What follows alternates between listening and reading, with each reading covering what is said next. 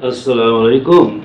Waalaikumsalam. We'd like to welcome everyone to Talim here at Masjid Al-Mu'minun in Memphis, Tennessee on this Sunday, which I believe is January 20th in the year 2019. And we ask that we open the Talim by reciting together Surah Al-Fatiha. أعوذ بالله من الشيطان الرجيم بسم الله الرحمن الرحيم الحمد لله رب العالمين الرحمن الرحيم مالك يوم الدين إياك نعبد وإياك نستعين اهدنا الصراط المستقيم صراط الذين أنعمت عليهم غير المغضوب عليهم ولا الضالين آمين. Sheikh Jamil, can you help with distributing the mics? I did not do that. Okay, those of you who are familiar with the routine and tradition here at Masjid Al-Mu'minun in Memphis, Tennessee, we normally have the third Sunday of the month, which this is the third Sunday of the month, as believers' testimony or witness bearing, and it still is today. Let me do some adjustment for the microphones.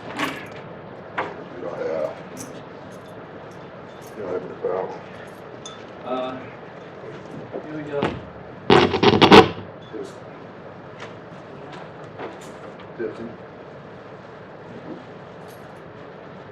Shift it back down. Also, besides the fact that the third Sunday is traditionally witness bearing or believer's testimony, the Imam on third Sunday is normally Imam Hakeem Love. He had to be away today, so I am your substitute. My name is Rashad Sharif. So while we get a few things together, and before we call people up for witness bearing, we will begin to present a little information. As you see on the screen, the title of a small presentation that I was intending to do in between witness bearing is that religion is realignment. When we count them up, let's see, the letters that are common in those two words, those two main words, you have the R, the E, the L, the I, the G, and the N. So you have 6 common letters, that's too much for it to be accidental. Religion really means to realign, or the realignment, to get people back into the good original. Realignment suggests that there was already a good alignment that's worth going back to. And this is really the Islamic perspective. We're not trying to get away from something original. We're trying to not deviate from that which is original and good and pure. So we ask a question: ever go to a doctor for a checkup? Has anybody here ever gone to a doctor for a checkup? So that's a common experience, and it's because we don't want things to go away from the way they're supposed to be. If the doctor says everything's like it's supposed to be, that's good news, right? Right. So we want to put a particular ayah from the Quran in the context of this. Ever go to a doctor for a checkup? And this ayah, which I don't know if it's large enough to see from all parts of the room, but the English translation in Surah 17, Ayah 82, says, we send down in the Quran that which is a what? A healing and a mercy to those who believe. To the unjust it causes nothing but loss after loss.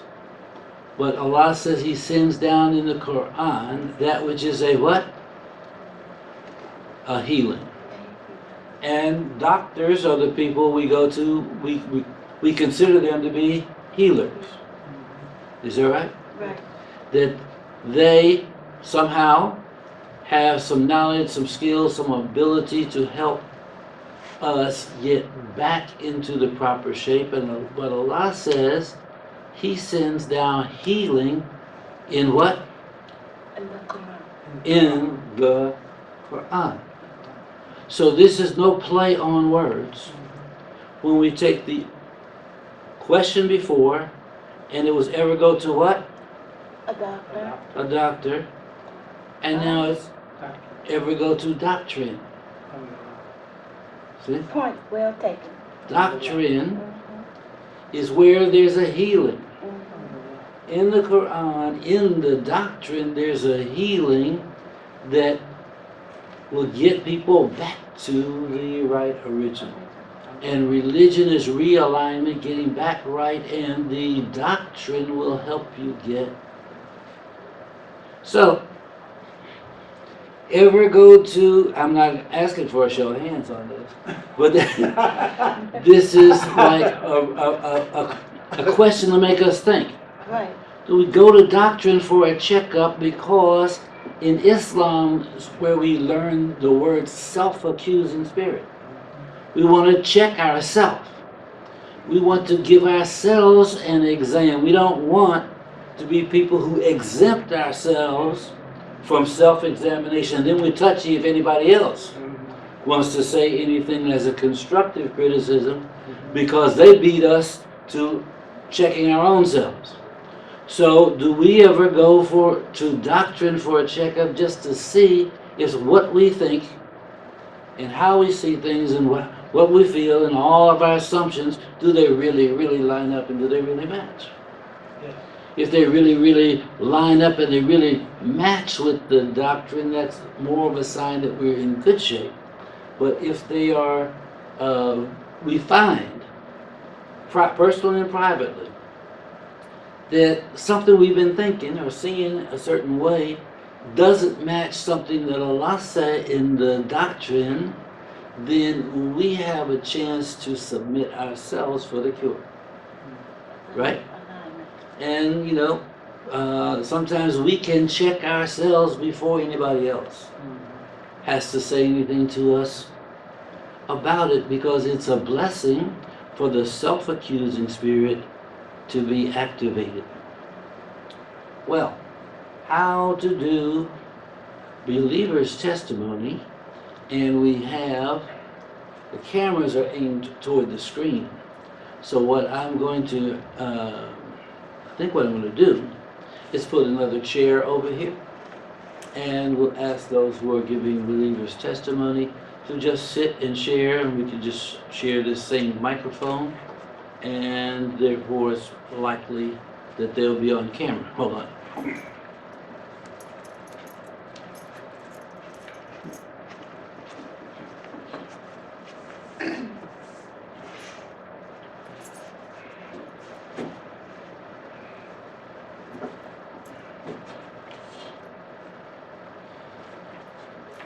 So, we have not really had an opportunity to ask our later arrival people if they're intending to bear witness today, but we would like to bring forth at this time Brother Lucius.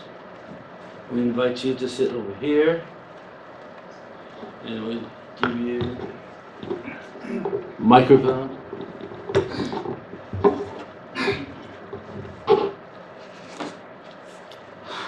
Ashhadu la ilaha illallah, ashhadu Muhammadan Rasulullah. Assalamu alaikum. My name is Brother Lucius Lisman.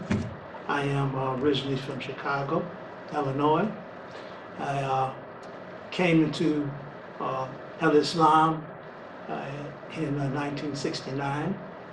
When I was processing in, coming to the Nation of Islam under Elijah Muhammad,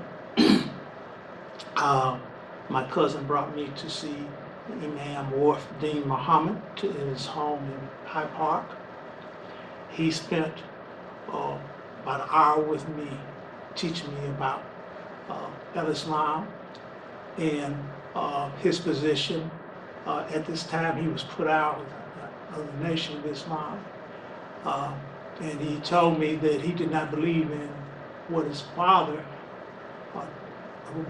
his doctrine, of God, and that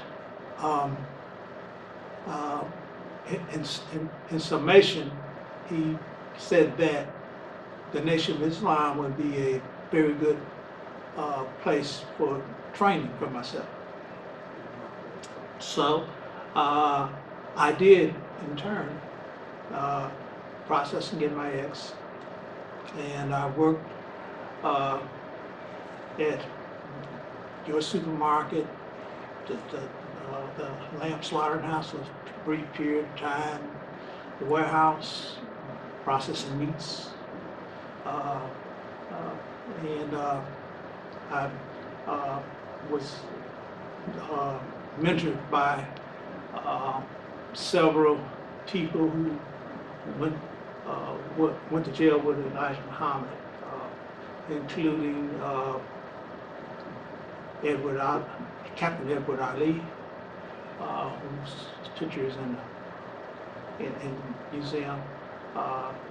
Brother Carl, I used to live with him when I was married. When me and my wife first got married, and he lived on the second floor, we lived on the third floor, and his picture is also in there, feeding W.D. Muhammad, giving him serving the food, and also just about all of my, and I aspired to be, started to work for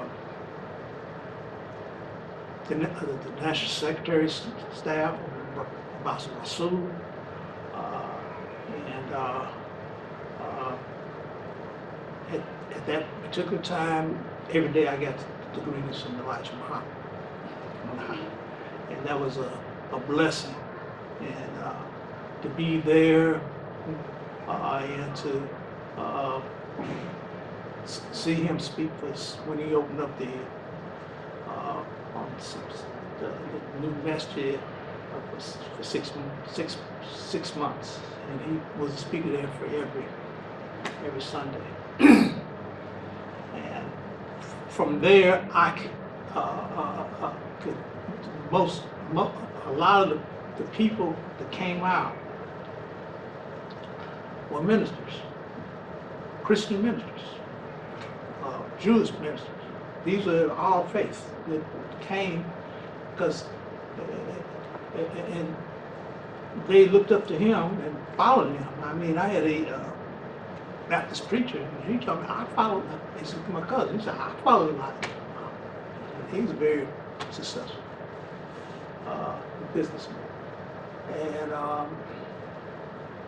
from the Nation of Islam, bought a bank. And so eventually I worked at the bank for 5 years. I was a bank officer. And got to see just about everybody. Muhammad Ali was our biggest supporter. When we had his fights, he'd come there. We would get his fight money before he fought and then distribute it afterwards. Because since he was a champion, they had to pay him. And we put that money into an escrow account until the fight happened. And so at the masjid, when W.D. Muhammad came back, guess who met him at the door? I did. I was one of those people that welcomed him back into the community, and at that time he started to speak, and his father allowed him to take over the masjids. So he was already installed by his father when his father passed. And that was a great experience. And so I got married in 1971 to my beautiful wife Deborah, and she just passed the 13th of December. And the masjid here was so instrumental in helping me to properly put her away and praying for me, helping me. So I want to thank the masjid for all they've done for her and also my daughter who passed prior to that. I want to thank everyone here for helping me overcome that. And going back into, I hate to through all this, I retired. I had an illustrious career. When I was there, when W.D. Muhammad, he held up the flag and said, if nobody else is going to hold this flag, I am. And that opened the door for the community to go to work for the government, and I pursued a government career. And so I worked for the Department of Defense, starting off with the Army Material Command, and after I graduated from school, got my degree in accounting, and then I went to work for the Corps of Engineers after 5 years working for Army Material Command. And I have talked to people all over the world in that position. My final position, which is responsible for all the payments worldwide. So I am thoroughly grateful to for all my mentors, people who's going back to the wombs of minds that made me and developed me to what I am today, including the Nation of Islam, my mother and my father, all the people who made me for what I am today. Alhamdulillah. And now I retired to take care of my wife when she got sick, and so now I've been sharing with the community. Now I'm going to pursue my studies in Arabic and to do it, make the world travel. Alhamdulillah. Yes, ma'am. Are you through, or are you going to continue? Go ahead, come on. What flag was he holding? Pardon me? What flag was he holding? Oh, the American flag. The American, American flag. yeah, the American flag. So what do you think about how the football players tabernacled Uh-huh. regarding the flag today? I think Trump made it, President Trump, and that's another reason why I retired, because of the racism that has been generated by Trump throughout this country. I don't think there's anything wrong with him doing that. There are people, and there are fights that are going on off and on. One of my coworkers shared with me that she's at a Grizzlies game, her and her husband, and there's a white guy, and this black guy, he didn't stand up for the flag. He was on the phone talking to somebody. And the guy said, the white guy said, you ain't gonna stand up for the flag. So he, you know, and he said, were you talking to me? You know. Then he told, you know, at the point that he realized that he was talking to him, he said, well, look, he said, I'm a veteran. He said, I fought for this country, and it's my right if I don't want to stand up for the pledge of allegiance of the flag.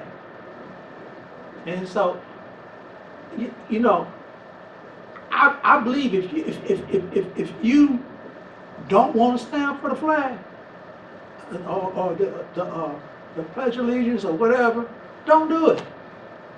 If you don't feel it in your heart, don't do it. Okay?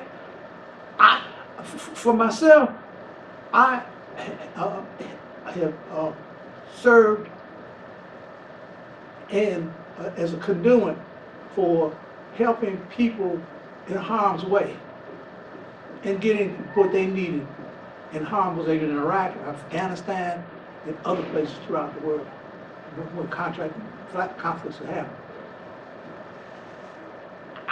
You know, I think that's, if he feels that he should not, he don't want to, fine.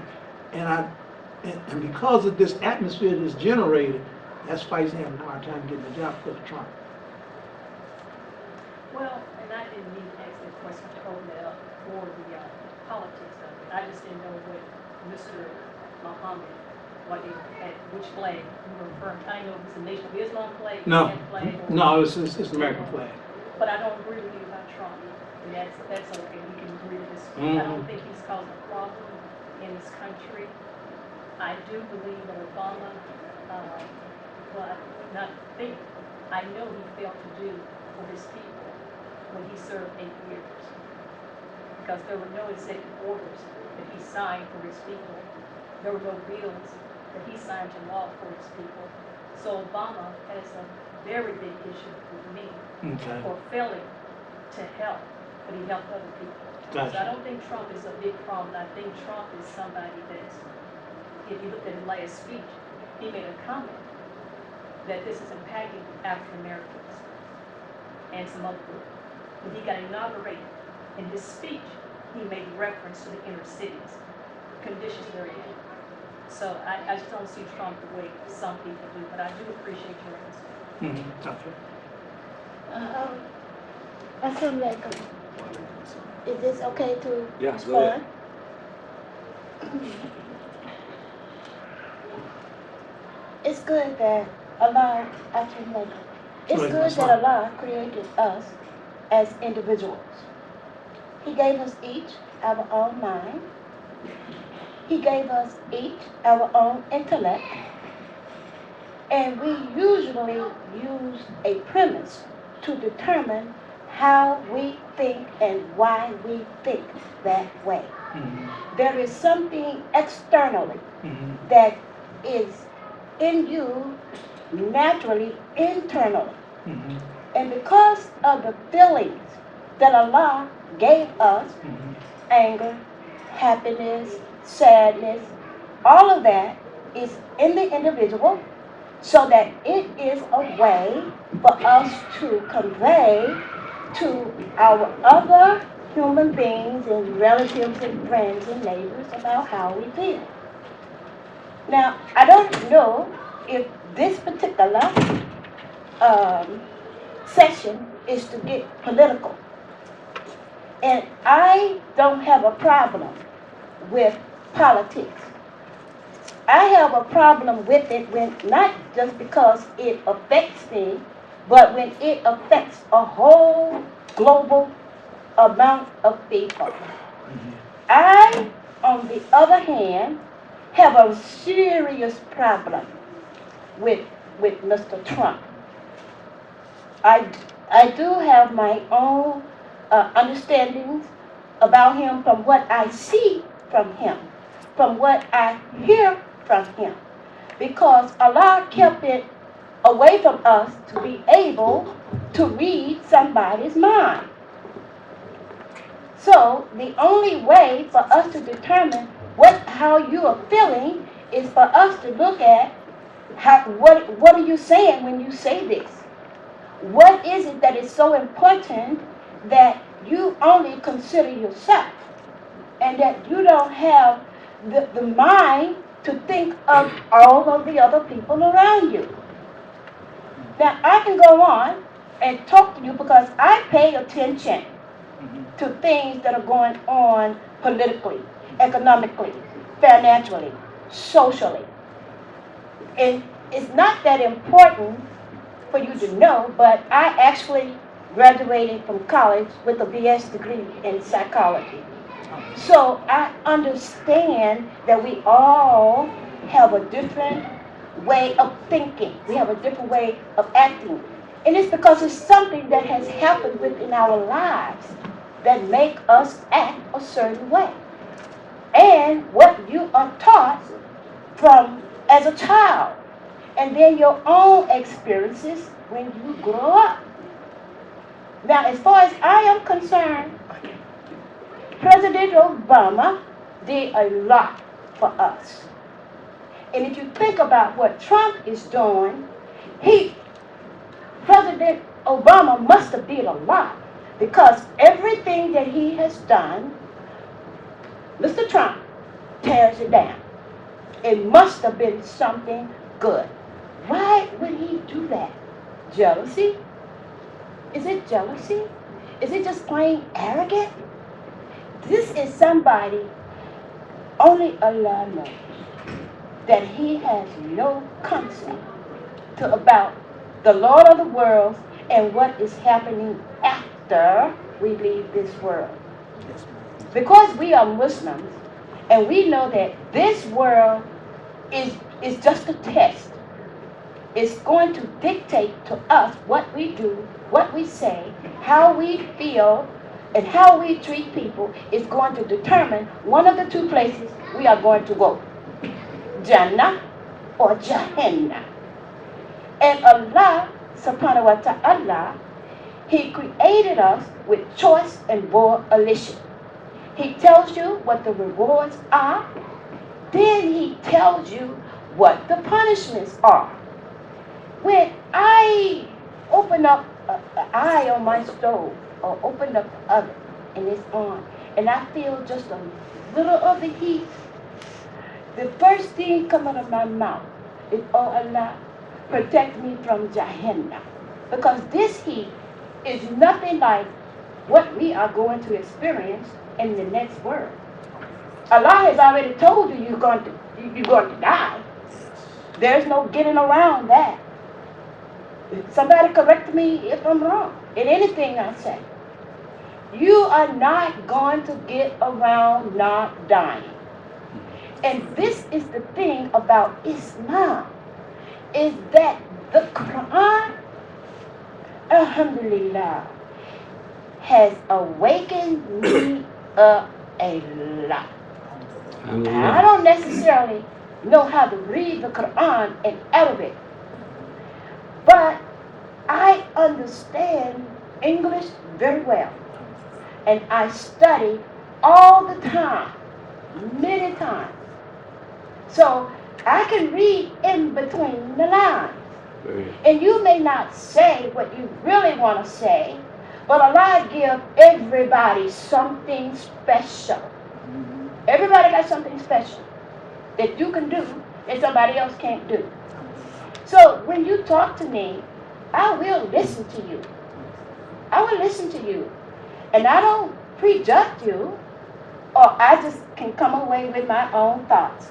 And Allah gave me a mind to keep it to myself, especially if it's not conducive to what is good. Islam tells you to do what? To hold a still tongue. That's what we have to do. Islam is more than just putting on your jab, not eating pork, and going to do my own Friday. All of that is important. But what are you going to do when you leave your Muslim sisters and brothers? Thank you, Sister Daya. Huh?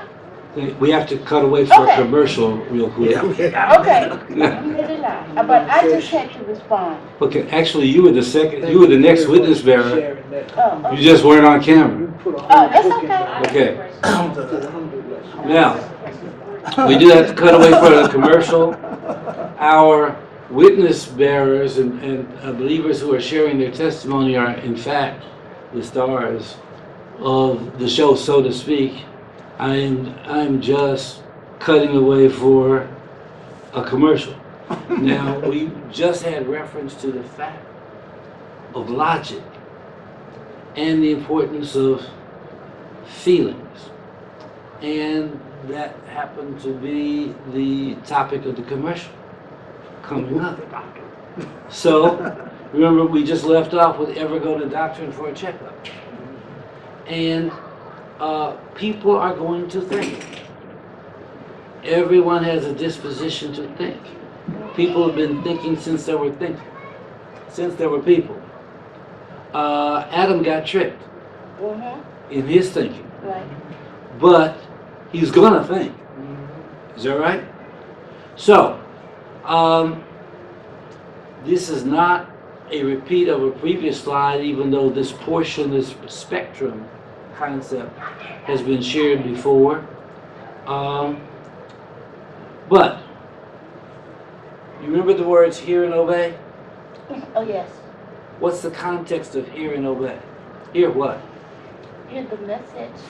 Yeah, this is not in the context of hearing just what's generally being taught. Right. This is in the context of hearing the message. Right. And, you know, we were talking about religion as realignment and going to the doctrine for a checkup. So, one spectrum is, into the spectrum is hear the doctrine and obey. But if a person is not reached by the doctrine, never knew anything about the doctrine, the person's still going to obey something. Okay? So, in this sense, there's a spectrum of feel and obey.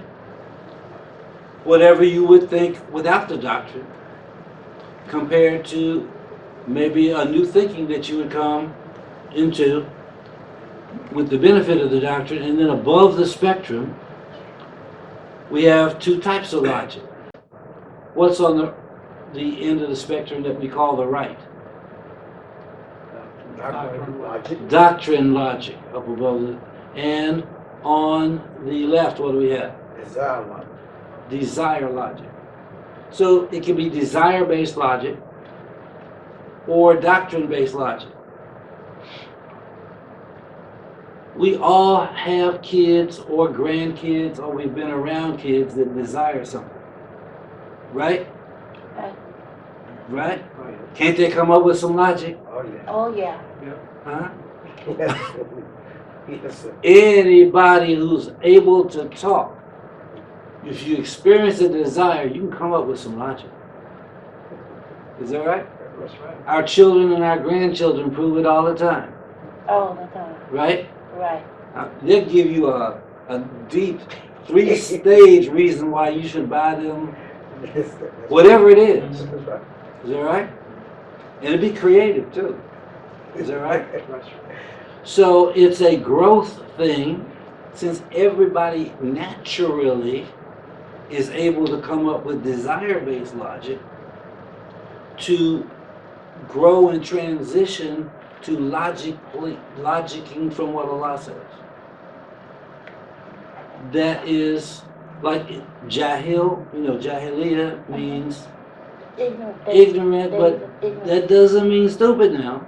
Right. It means lacking the divine information. You can have a PhD or be the provost of a university and be jahil, Right. right? Right. You have laureates and degrees, and in the procession you wear the special robes and the tassel and the special colors, etc., etc. And then when you take the robes off, you reach for some whiskey and have a half a glass because you don't know any better, right? And this has happened. So, I mentioned this in part of the commercial, that since we're getting, topical, okay? Hot button things like Trump, Obama, the homosexual issue is a hot button thing. And I would say, this is my opinion, just my opinion, I could be wrong. You may think that Islam is just about a position on what they do, okay? But Islam also has a position against desire-based logic. Islam does not really endorse that you get what you desire because you desire it. Islam is rather, in my opinion, very unprejudiced. It's an equal opportunity denier. You know, Islam will say to a homosexual person, we reject you as a logic teacher because it's coming from your desire. And tell a heterosexual person, Your naps?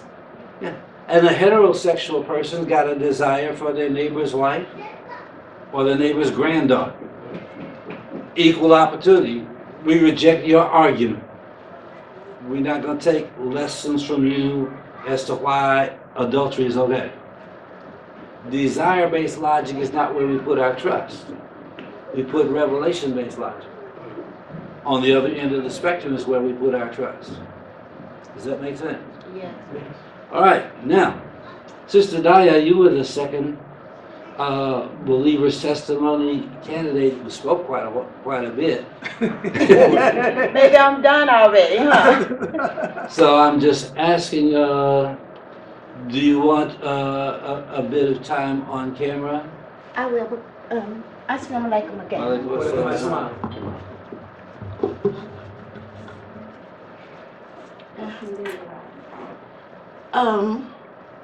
I think it's pretty interesting that we have this type of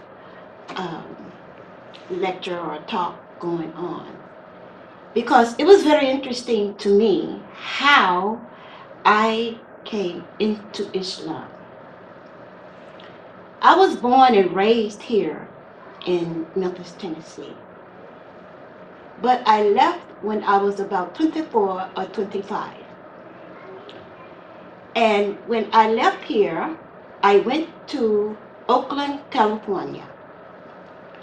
There I met a Muslim and his wife in Oakland who was born and raised here in Memphis. But we didn't know each other. That's one thing that makes me think this religion is for me. How can I be in this city for 25 years and not know any Muslims? Didn't know a Muslim. In fact, I never heard the name Allah. Never heard the name Allah. And when I got to Oakland, I went there with a friend. At the time, astaghfirullah, was a boyfriend. And his best friend was the brother of the sister right here in Memphis today who goes to this masjid, which can verify what I'm telling you is the truth. So he called this sister's brother in Sacramento. He said, oh, I'm going to call Sukriya and tell her you are here from Memphis and you are now living in Oakland. So they came to visit. And when they came to visit, I noticed how her husband treated her so well. I saw how she was dressed so beautifully. Just that alone impressed me, though I didn't really know that they were actually Muslims. I know the names seems different. But the whole point is that was the first contact I had with Islam. So, and of course, as time go on, when we moved to Oakland, we lived in a little studio that I complained about every day. And the rent was like $400. I say, are you kidding me? I just left an apartment in Memphis, Tennessee, paying less than that, and I had a swimming pool, I had 2 bedrooms, central air, I just went on like that. So when the brother came and he says, oh, I am a manager of some nice apartments. I can get you out of the studio. So I moved, and it was just like a small distance. They lived actually in the same place, but they lived on one side and I lived on the other side of the walkway. And one day he was saying, I want to talk to you about Islam. I said, oh no, I don't want to hear it. I don't want to hear it. He said, but I think, he said, because you already look like you were Muslim anyway, because I used to have hair on my head, and it was only my sisters that used to do my hair. So when I didn't know how to do it, I just put a scarf on and go about my business. And then I'm very Afrocentric. So she thought in her mind I was already Muslim. So when he came to my house to talk to me about Islam, I actually literally told him to get out. So when he was going out, he said, he was doing me like this. He said, you're going to be a good Muslim. You're going to be a good Muslim. Because you determined and you stick with what you say. And I said, So eventually he gave me a Quran that I have now that is over 35 years old. And he gave me this Quran, and I took it, astaghfirullah, and threw it up in the closet. Didn't bother to read it. Then during spring cleaning time, I went up in that closet and I just started throwing out the papers, the shoes, the books, whatever was up there to get things in order. And the book, I threw everything on the bed. The book fell open. And I'm sitting there putting everything together, and at the same time I'm reading. I'll never forget it. It says, and they boast that they killed Jesus, son of Mary. They boasted? Son of Mary? Now I knew Mary had him, but it was never put to us like that. They always said, the Son of God. And even as a Christian here in Memphis, I used to always argue. I've always been one that would look at things in a different way. And I could never understand, and I could never get a preacher, even my own uncle, big preacher, right here in Memphis, to answer this one simple question. How is it that Adam and Hawa, or Eve, had 2 children, A and Cain? Cain killed one. And then Cain left and went to a place and he married. I said, now wait a minute. If Adam and Eve are the first and they only had 2 children, where did Cain get that other woman? Nobody could never answer that question. So I began to doubt. Say, if this is wrong, then something else must be wrong. Something else must be wrong with this book, and I'm just a simple child. And I'm thinking like this.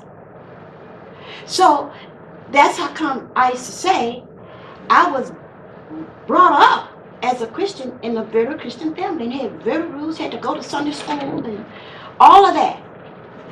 But when it came to go to church, I was always the one that found an excuse not to go. It's not because I'm an evil child, it's because I was always just just didn't want to go because things didn't make any sense to me.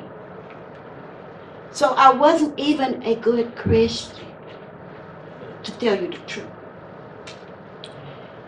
And eventually, when I started reading that in the Quran, I went and I knocked on his door. I said, hey, who told this lie? Who told us that Jesus Christ was the Son of God? Who told that lie? This book says something different. And he just laughed.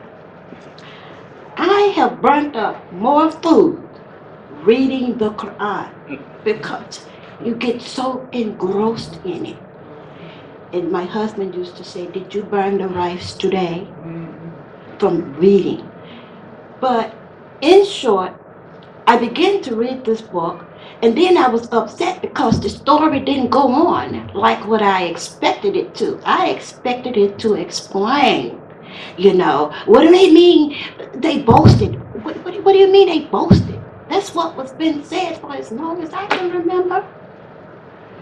So anyway, when I went to him with this, he laughed. He said, this is not the kind of storybook you are accustomed to reading. And then when you start reading it, you should do what we call voodoo. So I say, voodoo.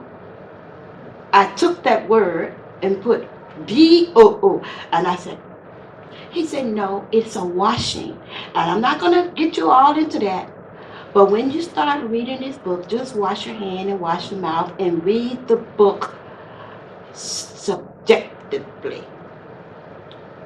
Read it, subject yourself to what is there, and not go with what you already have in your head, because it's going to blow you away. So I began to read this book for days. And then when I would come out, and the sister who lived next door to me, she began to tease me. She said, so now you're a Muslim? I said, yeah, I'm a Muslim. Well, why? I said, I can't explain it right now, but it's something to it. And I'm going to stick with it.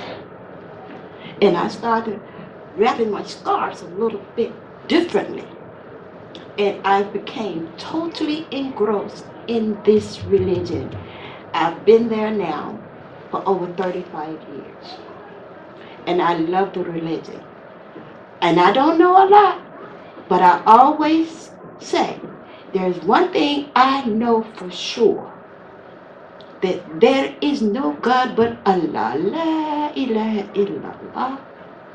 Wa ashhadu anna Muhammadur Rasulullah. Got to cut away for a Well, I have a question.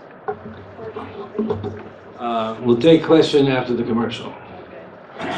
Now, it is said something to this effect.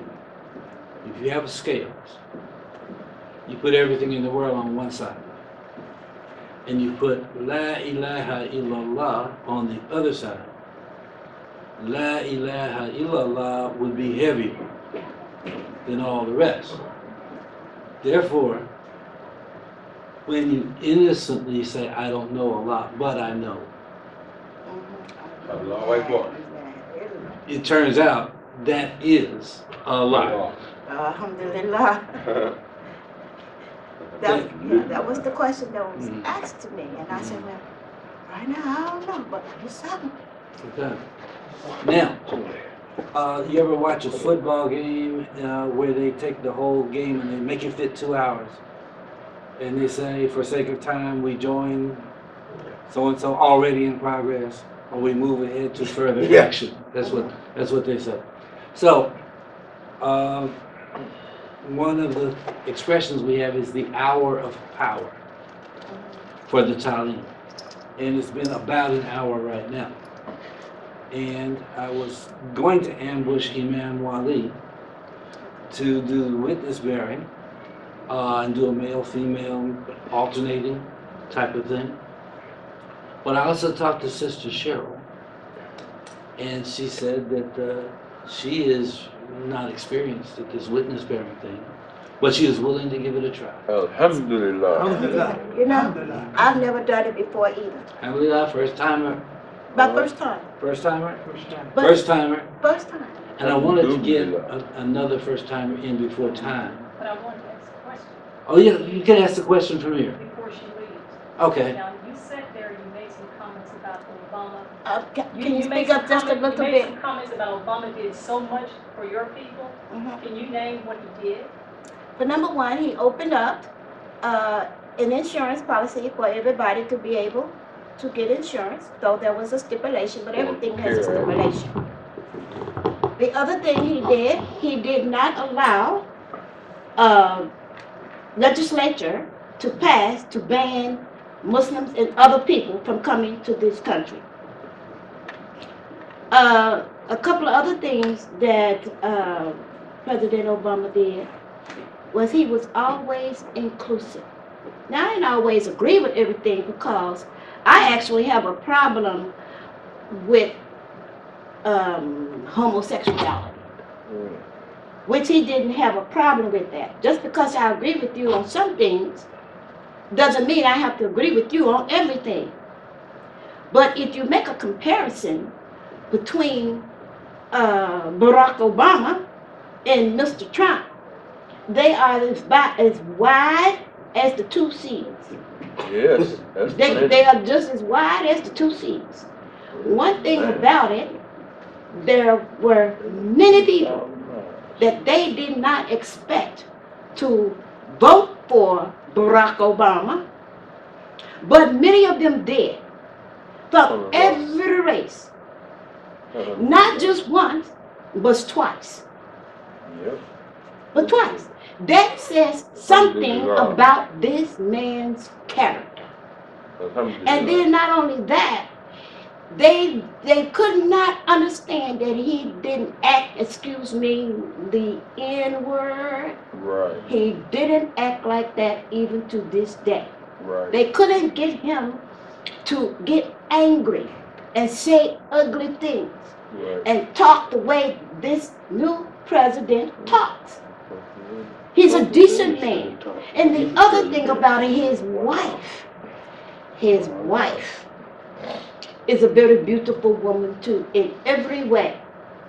They couldn't find anything about him sleeping with another woman or women saying at all. So you gotta balance out everything if you want to see the difference. Okay, when I end this too, when I ask your people, also, when I ask people that about Obama, they always give me the same response.